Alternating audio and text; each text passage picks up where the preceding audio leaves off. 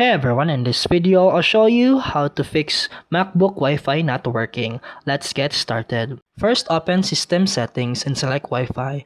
Make sure Wi-Fi is turned on and connected to the correct network. Now, click your connected network, choose Details, then open Proxies. Turn all proxy option off and save changes. Now go back to Wi-Fi settings and select your network and choose Forget this network.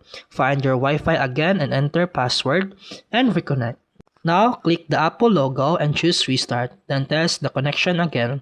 Hold the Option key and click the Wi-Fi icon in the menu bar. Select Open Wireless Diagnostic and follow the steps. And after that, check if your Wi-Fi works on another phone or laptop. If not, the issue may be with your router or internet provider. So unplug your router for 30 seconds, plug it back, and wait for it to reconnect. And that's it for today's video. If you found this helpful, please like and subscribe for more videos. See you in the next one.